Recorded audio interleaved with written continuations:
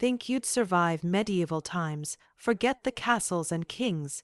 This was a world of rotting bread, screaming surgeries, and deadly drinking water. You wouldn't last a day. You open your eyes, and the first thing that hits you isn't light, it's the smell. An overwhelming mix of rotting hay, sweat, soaked wool, and something that might have once been food, but now smells suspiciously like the underside of a wet goat.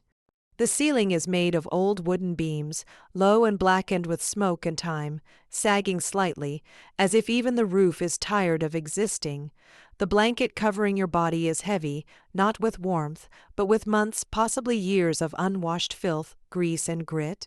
It's not a blanket you can throw off lightly. It clings to your skin like a guilty conscience. Beneath you, the mattress is nothing more than a lumpy sack of straw, flattened and molded by countless bodies before yours. It crackles as you shift, and something skitters away, hopefully a beetle, hopefully not a rat. The first sound you hear is the deep, iron clang of the church bell. It echoes across the frozen countryside and vibrates through your bones. No snooze button here. That's the morning call for prayers and chores, a clang that promises neither mercy nor coffee. The room you're in, if one can call it, that is a single large space, barely held together by timber and mud. There are no windows, only tiny slats in the wall where light leaks in like an afterthought. You hear the snort of a pig just a few feet away. You smell the damp musk of chickens roosting in the rafters. And in the far corner, on a pile of moldy straw, your uncle's boots protrude from a cloak. He's snoring loudly and quite possibly dreaming about something slightly less horrific than this shared purgatory you both call home. This is not a home with separate bedrooms or cozy kitchens. This is a hut where sleep, birth, sickness, and death all happen in the same dirt, floored space. The walls are patched with straw, cracked in places where wind whistles through, carrying with it the scent of manure and wet moss. You stretch or try to. A sharp crack jolts down your spine. It feels like a rib just protested. You're only 22, but it feels like you've lived 100 years. Your joints ache. Your fingers are swollen from the cold. Your back throbs from sleeping on uneven straw, and when you shift your legs to rise, a sharp pain shoots through your knee like it's threatening to retire early. You finally manage to stand, pulling your stiff tunic over your head. It's scratchy, made of coarse wool, and hasn't been washed since last planting season. The tunic smells like boiled onions and sweat. You've stopped noticing it most days. You lace your hose with fingers half, numb from the chill. There are holes in them, and in your shoes, too, if you can even call them shoes. They're more like folded leather flaps, thin and soaked through from yesterday's walk to the well. Your stomach groans. Hunger isn't an event here. It's a background hum, a constant. But before you can even think about food, you feel nature's call, urgent, insistent, and merciless. There's no bathroom, of course, no seat, no privacy, no porcelain. There's a wooden box out behind the stable, full of things you try not to think about. If it's too cold or the path too muddy, there's always the trench at the edge of the property, the community pit. You grab a stick, not for defense, for wiping. It's still dark when you step outside. Your breath fogs the air. A layer of frost glitters on the ground, but it only adds to the misery, not the beauty. You dodge a sleeping chicken and make your way to the edge of the field, hoping no one else is there. This moment is unpleasant, undignified, and cold in ways that hurt your bones. Back inside, you huddle near the hearth. It's nothing more than a pit of coals now, with smoke clinging to the rafters. You squat down, hands extended, and wait. Someone ladles a scoop of something thick and steaming into a wooden bowl and shoves it in your direction. Pottage again, of course, always pottage. You don't ask what's in it. It's better not to know. Turnips if you're lucky, maybe barley, some old cabbage. If someone caught a squirrel or a bird, bits of meat float like precious relics. It's been simmering in the same pot for days. New ingredients just get dumped on top of whatever's already in there. You eat it with a wooden spoon that smells faintly of mold, and it tastes like wet paper and dirt, but it's warm, and that's enough. Your clothes are stained, not in patches, but completely a dull brown, green, gray mess of everything they've absorbed over the last month. If you wanted to wash them, you'd need to haul water from the well, heat it over the fire, and scrub each piece by hand using ashes or lye, and then hang them outside in the cold to dry. You haven't done that. You probably won't this week either. Your tunic is stiff at the shoulders from dried sweat and cooking grease. Your socks, if you have any, are crusted into shape. There are lice, always lice. They bite your scalp at night and leave trails of itching red agony across your arms and thighs. It's just part of life. You stop mentioning it. And then there's the matter of your teeth. Or rather, the matter of how much they hurt. Your molar pulses with an ache so deep it feels like it's humming through your skull. There is no toothpaste, no floss, no mouthwash. You might chew a mint leaf or rinse with ale. But that won't help now. The pain is constant, a dull throb that flares every time you bite into something warm. You consider pulling it out, not as a joke, as a real option. There's a man 2 villages over who sharpens knives and trims hair. He also pulls teeth with an iron hook. No anesthesia, just a belt to bite down on. People say he uses the same rag to clean the tools that he uses to wipe his hands. You spit blood into the fire and wipe your mouth on your sleeve. Outside, the day begins. You're a blacksmith's apprentice, or maybe a tanner, or a cooper. It doesn't matter. Whatever you do, it's brutal. You work with fire, or animal guts, or molten metal. You stand in soot, filled sheds with no windows, and the heat bakes the grime into your skin. There's no soap, just dirt and sweat and time. You work until your hands blister, until your back buckles. Then you eat a crust of bread, drink some warm beer and keep going. You can't afford to stop. If you don't work, you don't eat. And if you don't eat, you don't wake up tomorrow. Sometimes people die mid-task, a misstep with a scythe, a bad cut with a blade, a fever. You get buried in a shallow grave with no ceremony. A few prayers, maybe, no stone, no marker, and life moves on. No one updates a death record. No one sends letters. You just vanish. At noon, the sun breaks through the clouds, and for a moment, you close your eyes and feel its warmth. But it doesn't last. A wind kicks up and chases it away. You go back to work. Drinking water is another gamble. The nearby stream looks clear, but that's a lie. It's teeming with invisible threats, parasites, bacteria, worse. You drink ale, not because you want to, but because it's safer. The weak alcohol kills the germs, but even the ale is cloudy, sour, and often makes your stomach churn. If you fall ill, you visit the village healer, an old woman who smells of smoke and wild herbs. She gives you a poultice for your forehead and whispers about bile and phlegm. She tells you your humors are unbalanced, too much yellow bile or not enough black. She bleeds you with a knife. It doesn't help. Nothing ever really does. When someone coughs blood, people cross themselves and avoid their home. The plague still lingers in distant cities. Whispers of it spread faster than the disease. You try not to think about it. But the rats always seem too bold. The sun has barely moved in the sky, but your day feels centuries long already. The cold never truly leaves, and even when you work, a dull chill coils around your spine like an unwelcome spirit. It seeps into your bones, into your fingers as you grip the wooden shaft of a spade or hammer or skinning knife. There is no warmth to be had unless you're near a fire, and even then, only your front gets warm while your back stays frozen. You work, you keep working, because the moment you stop, someone else takes your place. The world doesn't pause to let you heal.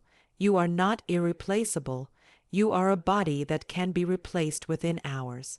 So you keep hauling, hammering, scraping, till your fingers split and your knuckles burn raw.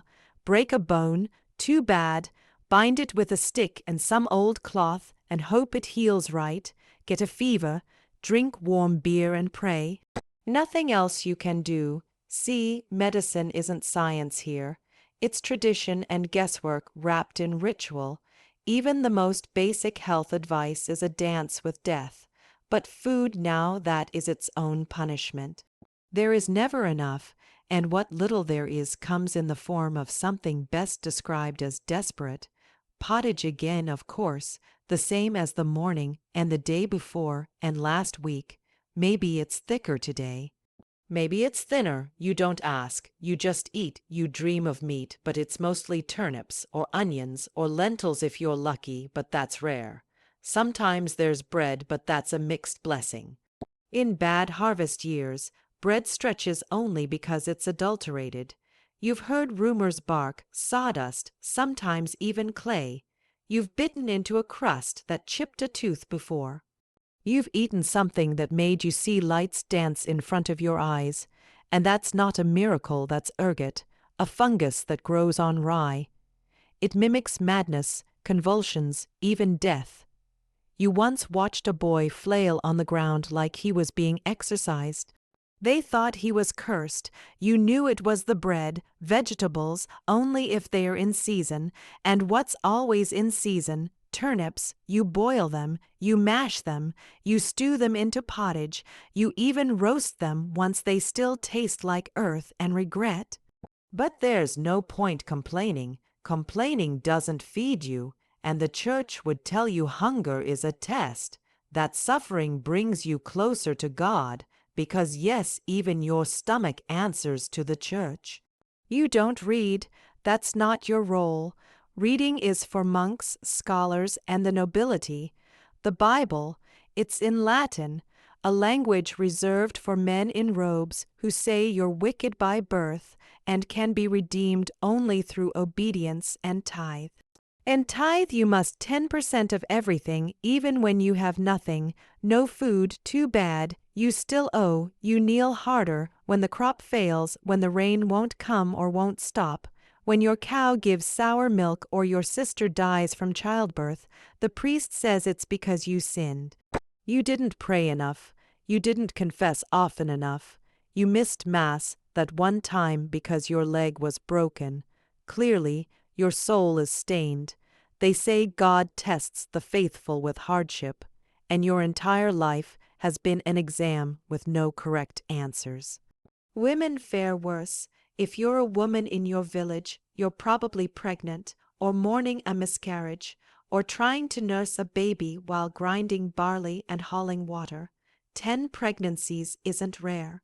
It's expected. Half the babies die. Many women don't survive the delivery. They call it God's will.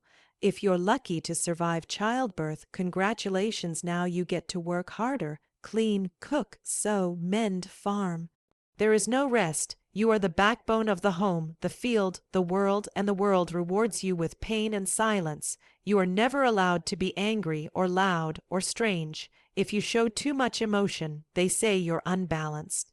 If you know too much, especially about herbs or medicine, they say you're a witch. If you speak without permission, they say you're dangerous. A woman who speaks with certainty might as well carry a noose around her neck.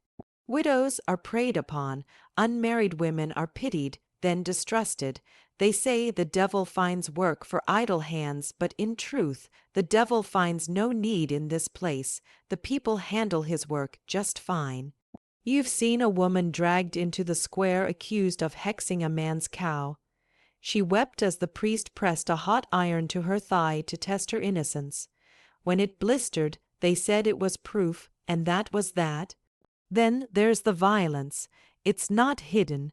It's not a shame. It's a structure. Husbands are allowed, even encouraged, to discipline their wives. You've seen women walk to church with blackened eyes and torn sleeves. Children flinch at footsteps. You flinch too sometimes when a noble rides past, because if you look the wrong way, you might be whipped for insolence. There are no laws to protect you, only customs. And the customs say power is never questioned. Street fights are common. You've seen blood on cobblestones and broken teeth on the edge of a trough. Sometimes men fight over women, sometimes over insults, sometimes over nothing at all. Boredom is dangerous. War is even worse. It always simmers, always lurks. One town raids another. A local baron claims a rival's pasture. Sometimes the king calls for a crusade, and everyone rushes off with knives and righteousness.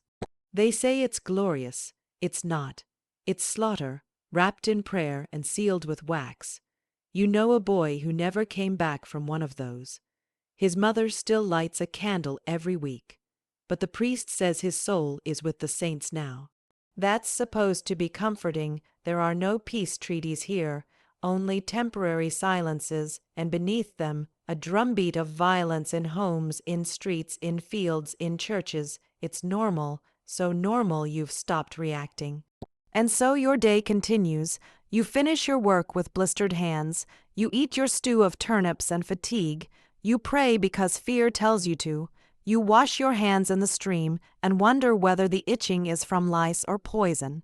You close your eyes and wonder what tomorrow will take from you: a tooth, a friend, your last piece of bread. There's no way to know, only that it will take something, and yet, still, somehow, you sleep. Because in this world, sleep is the only escape, until the bell rings again. When death comes here, it doesn't whisper.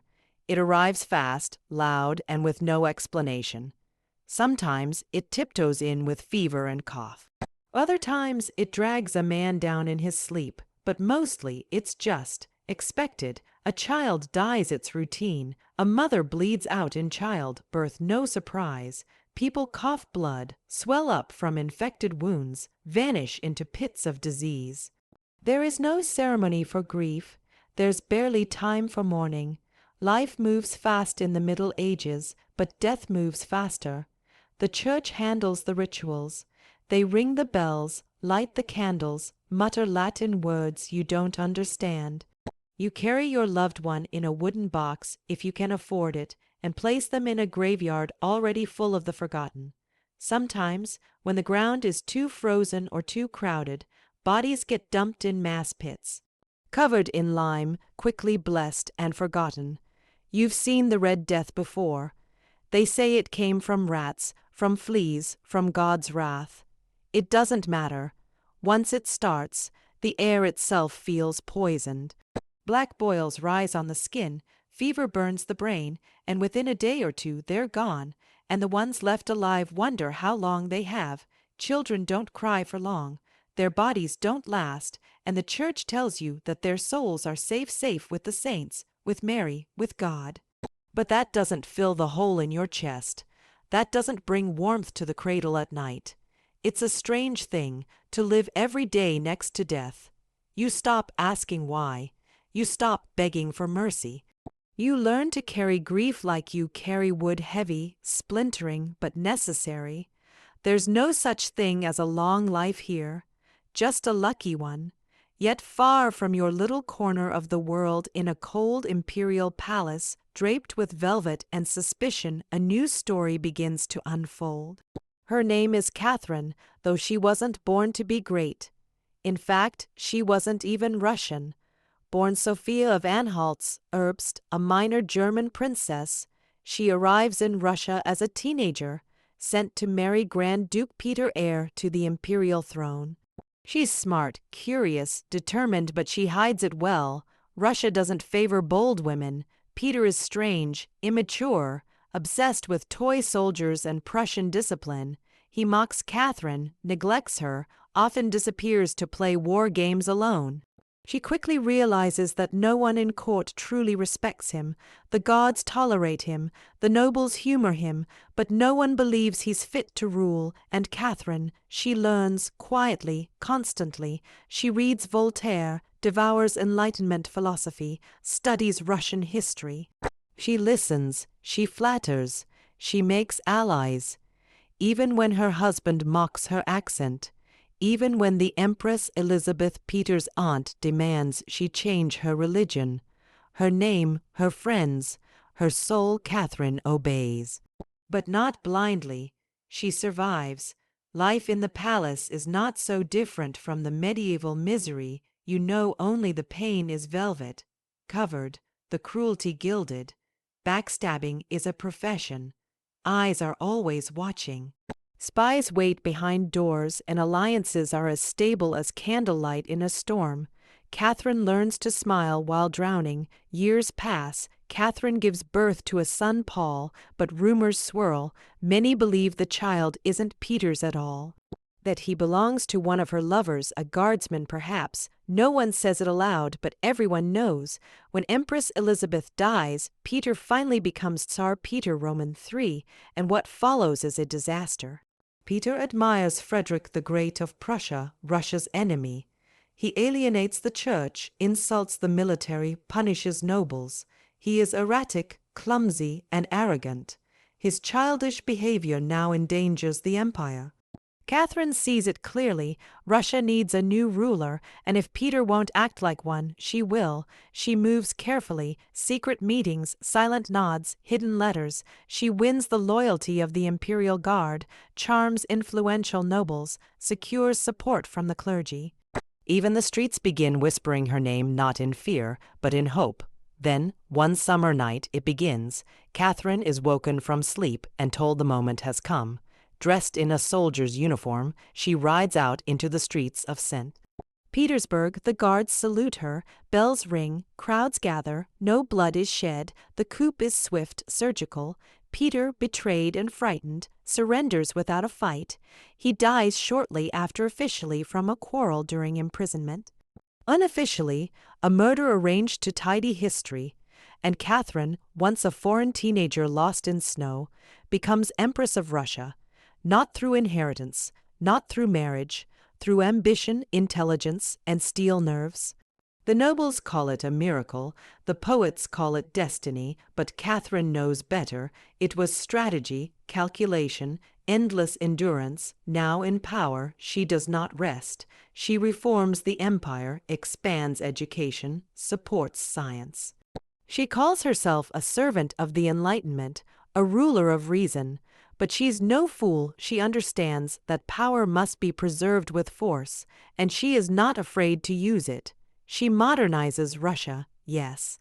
But she also crushes rebellions, censors dissent, silences critics. Her rule is both golden and iron. She corresponds with Voltaire and Diderot. She founds libraries, hospitals, schools for girls. She sends ambassadors to the West and gathers maps and manuscripts from across Europe. She wants Russia to be respected, feared, envied, and yet she is never truly safe. Palace plots fester. Nobles watch her closely. Whispers rise like fog. She is a woman in power, and power is a flame that invites both worship and destruction. But Catherine stands firm, year after year, decade after decade. When she finally dies, she has ruled longer than any woman before her and left behind a legacy so complex, so vast, even her enemies cannot ignore it. And so the world turns from medieval mud to gilded thrones, from death in a ditch to strategy in silk halls. It's all the same in a way, hunger for survival, for control, for meaning. Some scratch it from the earth with broken fingernails. Others carve it in marble, but the struggle that doesn't change. The world Catherine built didn't run on mercy. It thrived on calculation. Each corridor in the Winter Palace echoed with secrets. Her halls weren't just filled with tapestries and chandeliers. They were soaked in the sweat of scheming men, veiled threats, and quiet betrayals. She walked those marble floors not as a dreamer but as a strategist, perfectly aware that her crown sat on a foundation of blood, not gold. And yet, to the people, to those who lived beyond the gates, who hadn't tasted soup with meat in years, she was a beacon. The peasants didn't know the philosophy she wrote about, or the thinkers she admired. They didn't understand enlightenment or republics or correspondence with France. What they knew was that roads were improving, schools were opening, wheat was more available, and that mattered, but they also knew something darker. Taxes were still high, hunger was still present. Justice was still a word only the rich could afford, and in the silence of winter rumors whispered through the frozen branches. One man heard those whispers louder than most. His name was Yemelyan Pugashev, a Cossack with burning eyes and a voice like thunder. Charismatic and cunning, he claimed to be Peter Roman III, Catherine's long dead husband, miraculously returned, and the people worn thin by years of hardship believed him. His rebellion spread like wildfire through the south. Villages rose, forts fell, landlords were slaughtered, priests joined him. So did runaway serfs, angry soldiers, and desperate mothers. It wasn't just rebellion, it was vengeance. For Catherine, this was her worst fear come true. Her enemies weren't behind palace doors, this time they were everywhere. Starving, armed, and ready to burn her empire down. She responded swiftly. She sent troops. Not whispers, not letters, muskets, cannons, fire. Pugashev was eventually captured, paraded through Moscow in a cage, and executed in the city square, a brutal warning to all who dreamed of rising. His limbs were broken, his body quartered. The message was simple: do not challenge the crown, and Catherine learned a bitter truth: enlightenment was beautiful in theory, but it did not quiet hungry bellies. So she tightened her grip.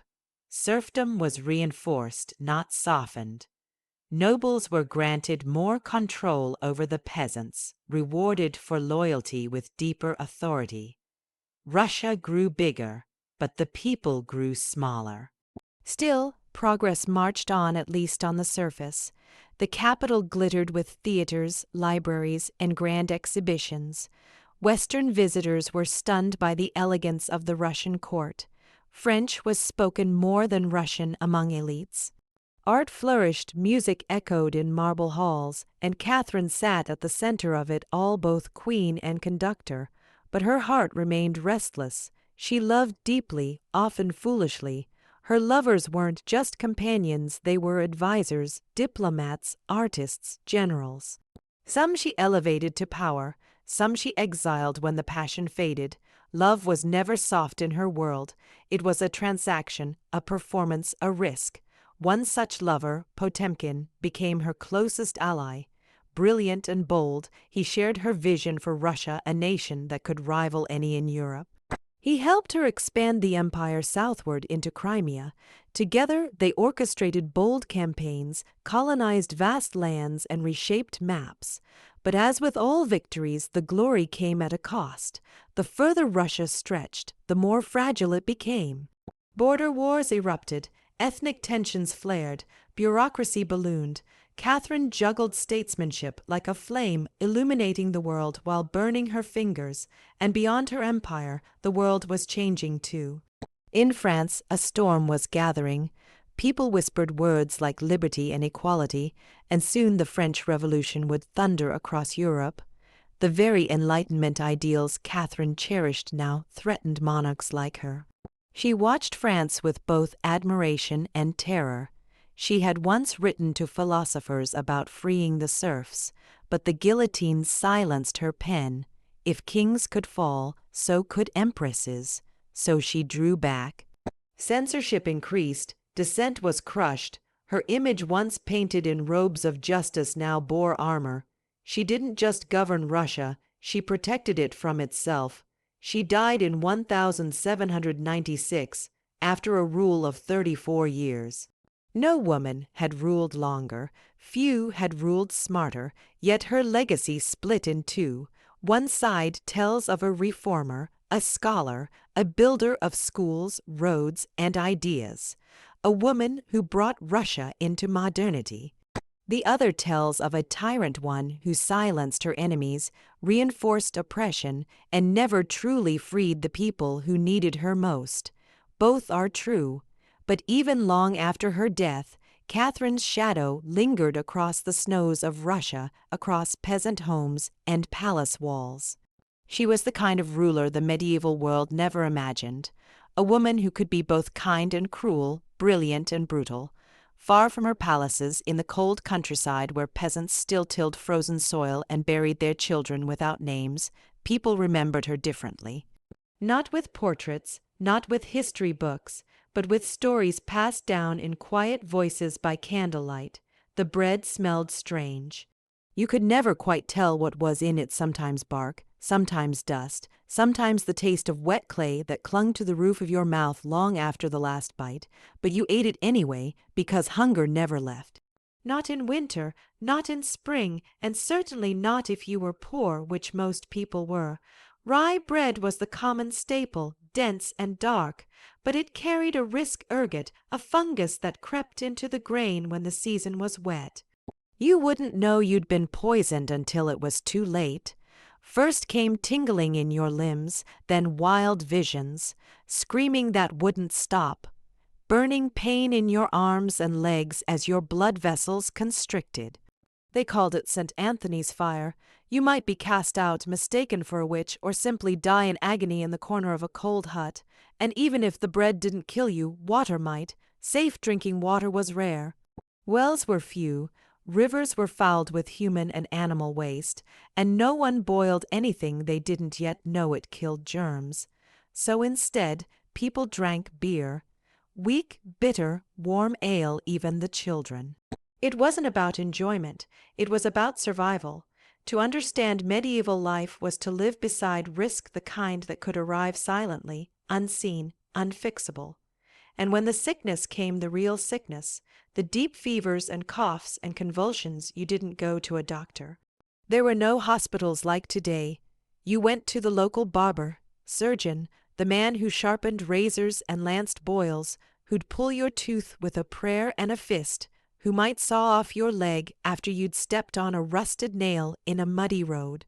And he would do it without anesthetic, no morphine, no ether, no antiseptic, just a leather strap in your mouth and maybe a few men to hold you down. And what did he believe?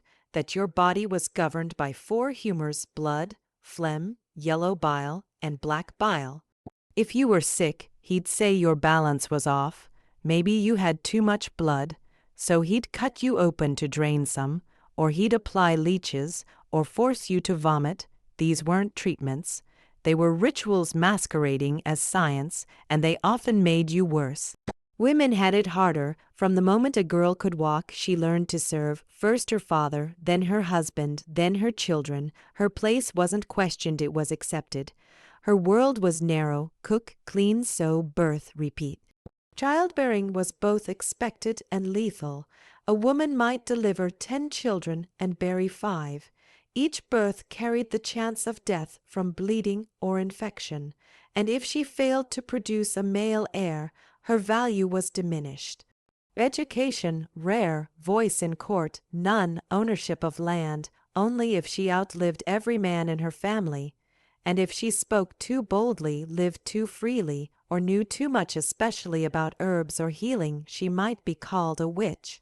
There were trials, confessions under torture, drownings, burnings, accusations as flimsy as a neighbor's jealousy could end a life. Superstition ruled more than reason, and it was often women who paid the price. The church watched over all of it. Its presence loomed in every village, every home. Sundays were mandatory not just morally, but socially. To skip Mass was to invite whispers and suspicion. Every birth, every marriage, every death all passed through the church's hands. They interpreted the will of God, and by extension, the rules of the land. And what were those rules? You couldn't question authority. Not the king, not the lord, not the priest. You were born into your place, and you stayed there. The idea of upward mobility, of rising by merit or effort, simply didn't exist. If your father was a baker, you baked. If he farmed, you plowed. If he died young, you starved. And yet people survived. They found joy where they could, in festivals, in stories told by the hearth, in music played on lutes and flutes, in the smell of fresh bread when it wasn't tainted. They laughed, they loved, they prayed. But survival wasn't comfort, it was effort, it was injury, it was loss. Violence wasn't just common, it was expected. Men brawled over land, over honor, over a glance from the wrong woman. Lords went to war and dragged the peasants along with them. Battles were brutal, personal, hand to hand. No one came back whole, and war wasn't the only violence. Spousal abuse wasn't a crime. Children were beaten into obedience. Executions were public, theatrical, a lesson and a warning. Thieves had hands chopped. Traitors were disemboweled. There was no mercy. Justice came with a blade, not a balance. For those who couldn't bear it, those who broke madness was feared, not pitied. A madman might be chained to a wall, starved, beaten, exorcised. People didn't understand mental illness. They thought it was sin, or demons, or punishment, and if you made it past all that, if you somehow survived disease, childbirth, hunger, cold, and war, you might live to 40. Maybe to live a day in medieval times wasn't just about hardship. It was about surrender to fate, to the will of lords, to a world with no guarantee that tomorrow would come. It is tempting, sometimes, to romanticize the past, to see castles and cloaks and courtly love. But that wasn't the reality for most. The truth was cold floors, aching joints, and lives that were forgotten before the body was even cold. And yet they lived, not because it was beautiful, but because it was the only world they knew.